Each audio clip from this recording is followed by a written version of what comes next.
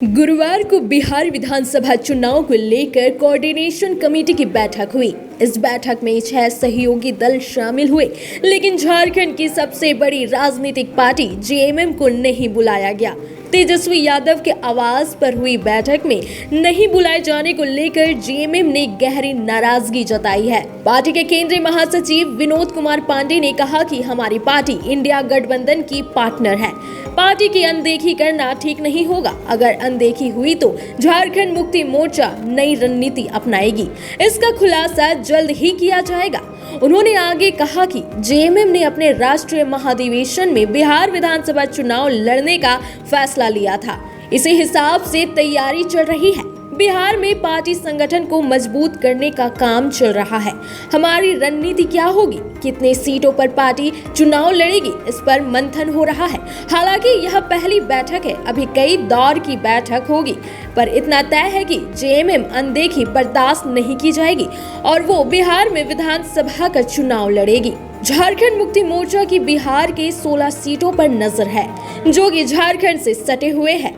JMM कटोरिया, चकाई, ठाकुरगंज, कोचाधामन, रानीगंज, दमदाहा, रुपौली, प्राणपुर, छातापुर, सोनवर्षा, झाझा, रामनगर, जमालपुर, तारापुर और मनिहारी सहित 16 सीटों पर चुनाव लड़ना चाहती है।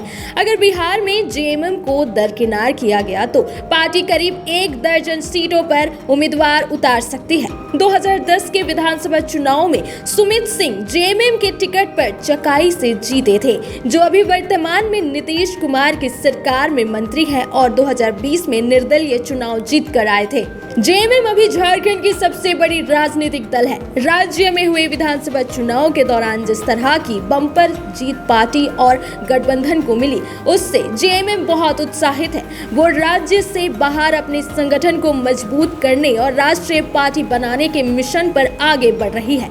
बिहार, पश्चिम बंगाल, ओडिशा जैसे झारखंड से सटे राज्यों में वो विधानसभा चुनाव लड़ने की तैयारी में है। हेमंत सोरेन की गिरफ्तारी और फिर उनकी रिहाई के बाद से आदिवासी चेहरे के रूप में जिस तरह से हेमंत सोरेन का राजनीतिक कद बढ़ा है, उसे पार्टी अपने लिए एक अवसर मानकर झारखंड के बाहर जेएमएम को मजबूत करने का मौका मानकर चल रही है। महिला नेत्री के रूप में कल्पना सोरेन की राष्ट्रीय स्तर पर जो छवि बनी और लोकसभा, विधानसभा चुनाव के दौरान जिस तरह से स्टार प्रचारक के रूप में वो सामने आई, उसका फायदा जेएमएम बिहार में लेना चाहती है।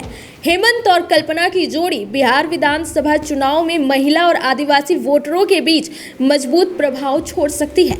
जेएमएम इन संभावनाओं को देखते हुए बिहार में विधानसभा चुनाव लड़ना चाहती है।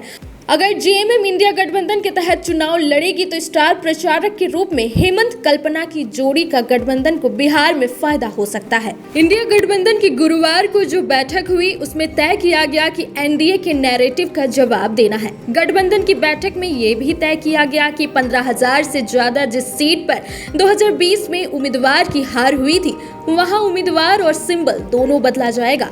हर एक सीट की स्क्रीनिंग होगी, जिसमें तय किया जाएगा कि कौन उम्मीदवार वहां एनडीए को टक्कर दे सकता है, उसे ही टिकट दिया जाएगा। मुख्यमंत्री के चेहरे पर लगभग सहमति बन गई है। बैठक में तेजस्वी यादव को सीएम फेस कहकर संबोधित किया गया।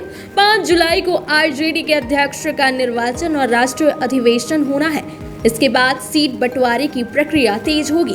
बैठक में तय हुआ कि सभी 6 दल मिलकर प्रचार करेंगे। चौक चौराहों पर एनडीए के झूठे प्रचार का जवाब देंगे।